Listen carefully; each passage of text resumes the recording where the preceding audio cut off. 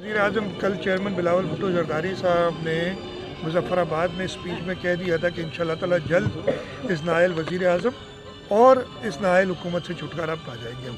अच्छा सर, अली ज़ैदी साहब कहते हैं कि अली ज़ैदी साहब कहते हैं कि बेट आहिनि उहे सिंध में ज़रूर आहिनि पर सिंधी मिल्कियत न आहिनि, उन्हनि छा चवणो? इहो आईन ही कानून पढ़ी वठनि।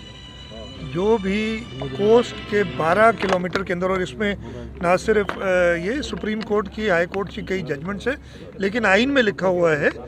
और अगर जब 18वीं तरमीम हुई थी उसकी डिबेट्स देख लीजिएगा, उसमें क्लियर हो जाएगा।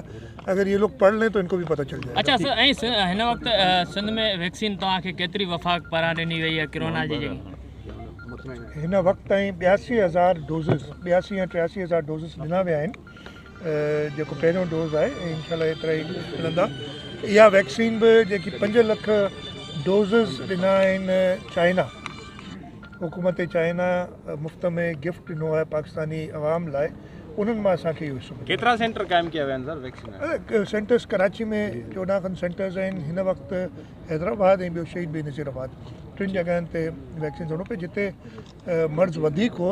ऐं इहे सभु फ़िलहाल पहिरें फेज़ में जेके डॉक्टर्स आहिनि, जेके फ्रंट लाइन ते इलाज था कनि, उन्हनि खे। अच्छा, सिंध में बजट केतिरी वफ़ाक़ तरफ़ां रोकी वई आहे? जी, वफ़ाक़ तरफ़ां जेकी सिंध जी बजट केतिरी रोकी वई आहे? वफ़ाक़ नाअहल वफ़ाक़ पंहिंजा रिसोर्सिस कलेक्ट न करे सघी आहे। जॾहिं हू कलेक्शन ई नथी करे पोइ चए थी असां त पंहिंजो कमु कयो कोन्हे, इन करे तव्हांखे पैसा कोन था ॾेई सघूं।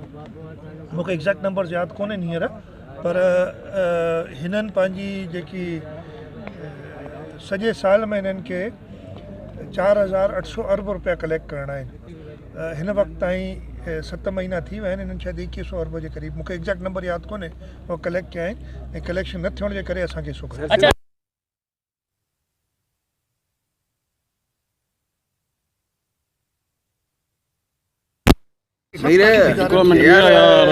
फेडरल गवर्नमेंट आहे, उन्हनि पैसा घटि करे छॾिया आहिनि। न रुॻो सिंध यूनिवर्सिटी, हर यूनिवर्सिटी माली बहरान जो शिकार आहे।